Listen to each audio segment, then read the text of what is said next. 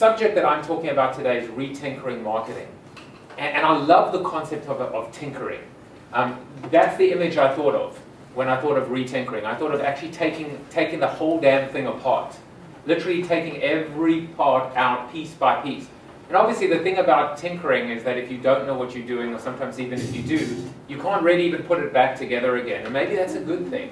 Maybe it's a good thing to think about rebuilding and reinventing and not having to kind of go back to the status quo. The concept of tinkering, it's for curious people. It's for naughty people. That's the accent, right? I'm like an imp. I'm mischievous. I want to play. I want to mold, in a sense. That's how I think of retinkering. But actually, that's probably more likely the image that I kind of conjure up when I think about taking something apart. I want to blow the whole thing up. And marketing needs it. Now more than ever before, marketing needs to be blown up because it's just not working as well as it used to. Let me give you a little bit of a historical perspective, right? So not many people know who that is. It's the Chief Marketing Officer of Procter & Gamble. It's been around for a while. That of course is Herod the Great. That's Khan. You know, I'm in a library. You guys know all these people, right?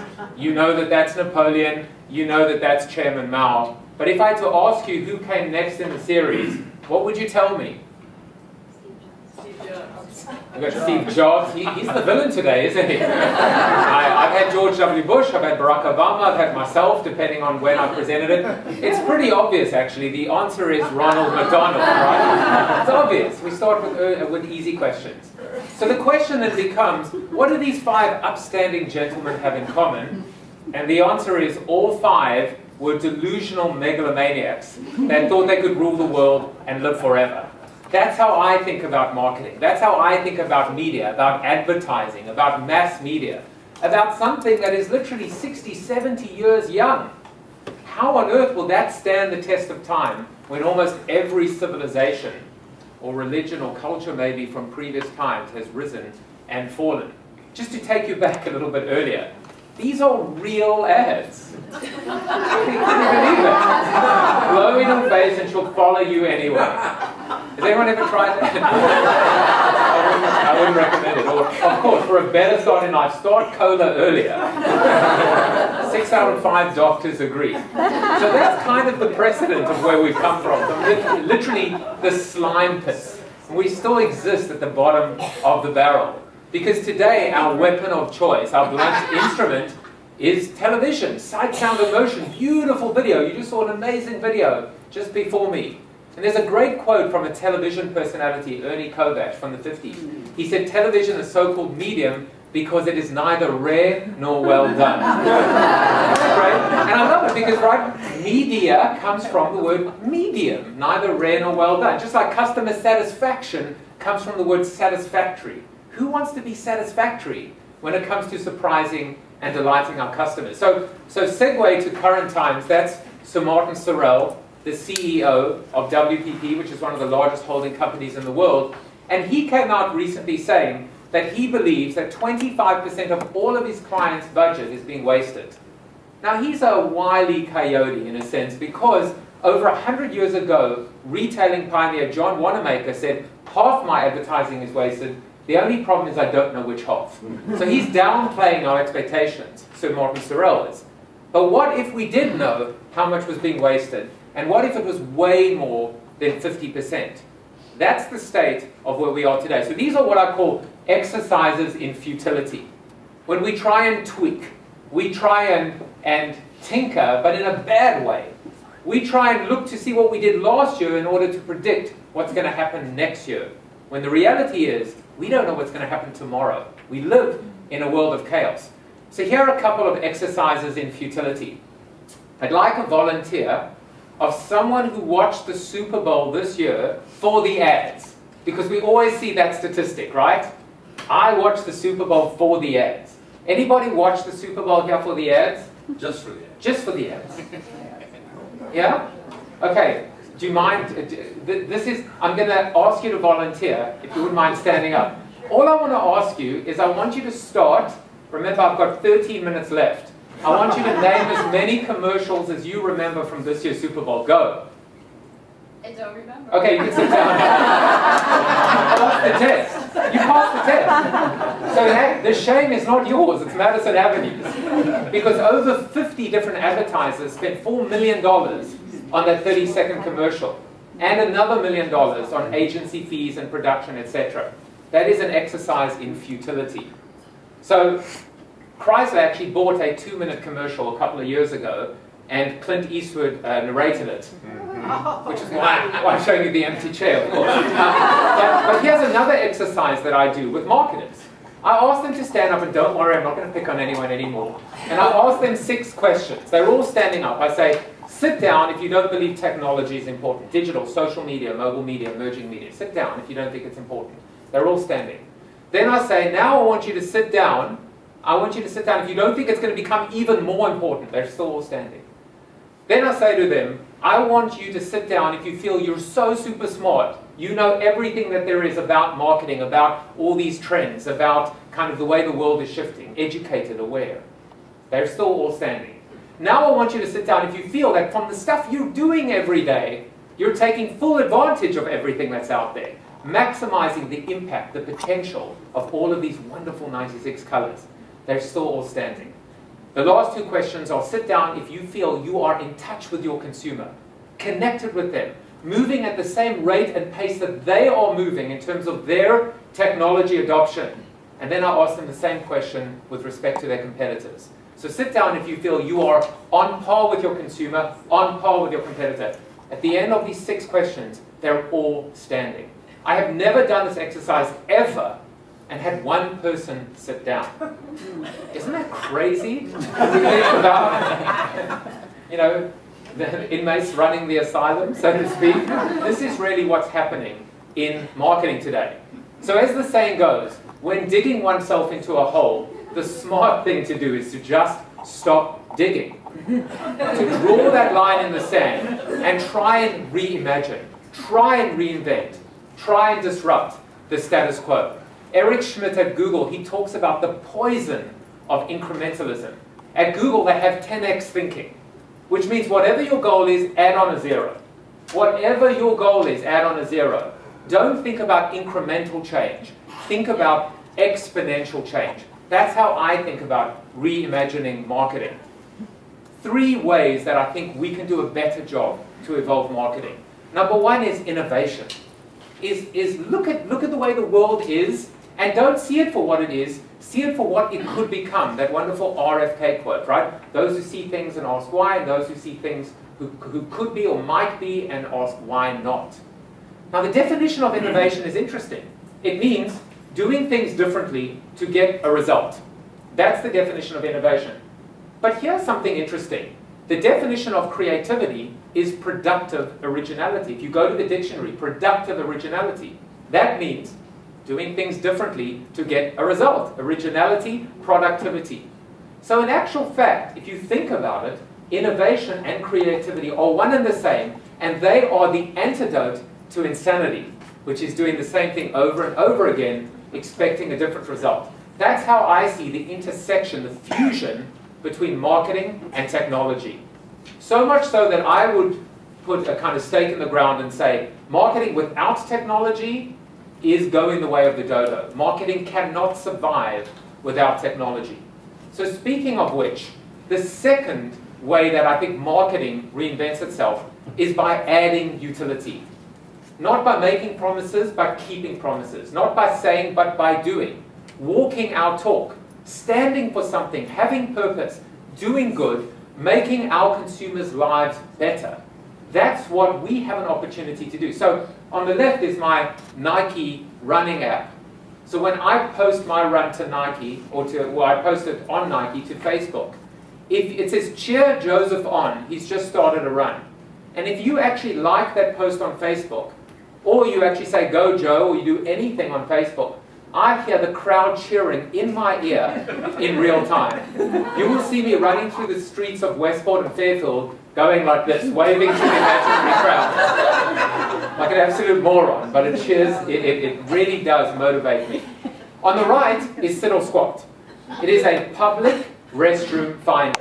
Where is the nearest, cleanest, available, accessible public restroom? and it was acquired by Charmin. I mean, if you're a toilet paper brand, by the way, I would be proud of that, but like, I'm the VP of marketing for toilet paper. Pretty much the entire conversation goes like this. 1 ply, 2 ply. Rinse and repeat. Rinse and repeat. 2 ply, 1 ply. But now Charmin can add value, real utility, by helping its customers find a public restroom. And if you have a 4-year-old or a 3-year-old that's potty training and says, Dad, I gotta go pee-pee, this thing is a hero. The third thing is transformation. Change the game. Change the business you're in. I have a Nike Fuel Band, those of you that have heard me speak. I love my Nike Fuel Band. It's like a bracelet. It's, you know, I think we had a neighbor here in Westport that also had a bracelet around her ankle at one point. I too have a bracelet around my wrist. My warden, my parole officer is the Nike Corporation. Can you imagine wearing a brand? You don't wear a single brand. Maybe your watch, maybe your Mont Blanc pen, you know, maybe your phone. You could talk about that as an accessory. But do we wear a brand as proudly as we wear Nike? But Nike's not a running shoe company for professional athletes anymore. Nike's a lifestyle company. Nike's a health and wellness company. Nike is a data company. Nike is a technology company. They've changed the business they're in by reimagining marketing. So the final part of this presentation is to challenge the very core and fiber of who you are, what you stand for, and what you do for a living in business, in marketing, in life. It's a concept that I got from an environmentalist called Andrew Winston. And he talks about this idea of what's your heresy? What is the very thing that you fear the most? Or that you fear can destabilize your job security, the marketplace. And once you figure that out, embrace it.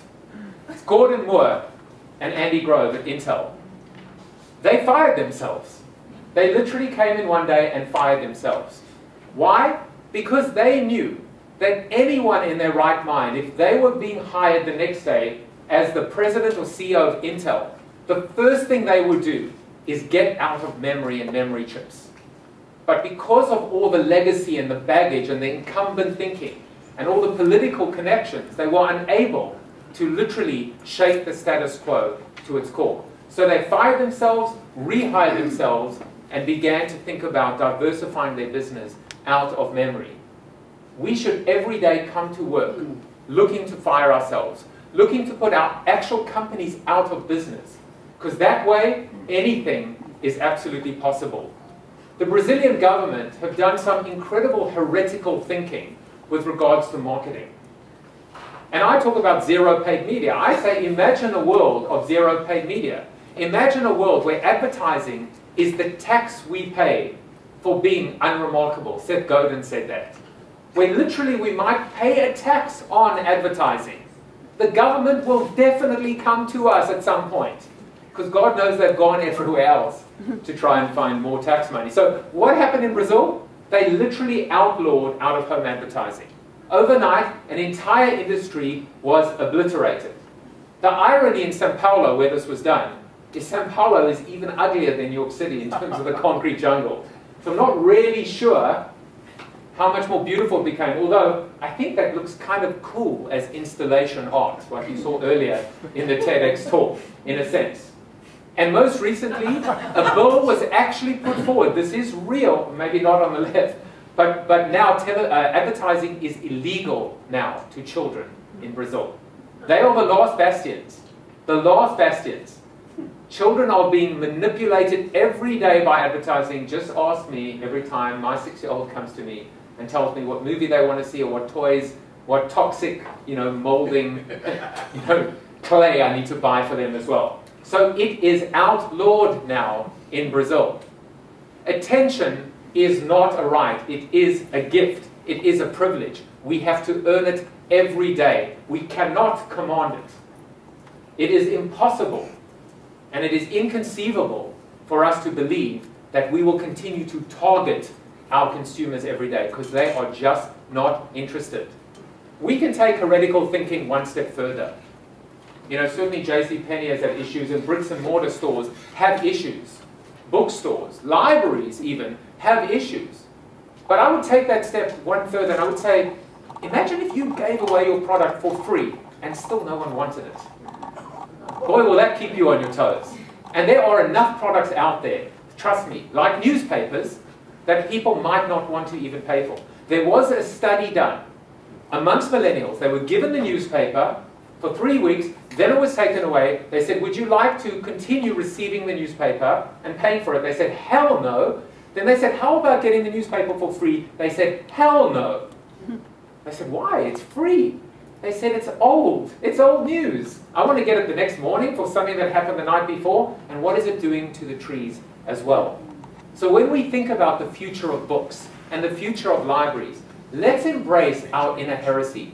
Let's imagine a world without books in order to be able to determine what our legacy is and what the future is of books. I imagine a bookstore, like Barnes & Noble, without a single physical book in it. How? Because you will step into the book, and it will be virtual, and it will be digital, and you will smell, and you will physically move the pages and burn calories on your Nike Fuel band. And when you're ready to buy, you'll print the damn book. We can print guns and organs, human organs. We can print a book in real time as well. So I imagine a future for books that is all digital, but then ultimately you can take home the prize, that beautiful book to keep in perpetuity. A good friend of mine, Rashad Tabakawala, has a great statement. He says, the more you want things to stay the same, the more you have to change. What an interesting little twist, in a sense.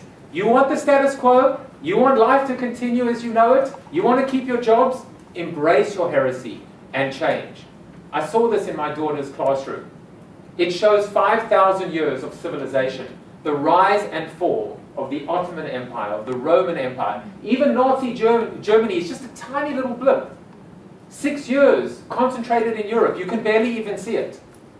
How on earth do we believe, like Rupert Murdoch once said about the internet, I was just hoping that this thing would pass us by. It won't. Change won't. Technology won't. Innovation won't. And disruption won't. So I want to leave you with just one of my favorite sayings. How do you kill a dinosaur? And the answer is, you don't. Evolution does. Thank you very much.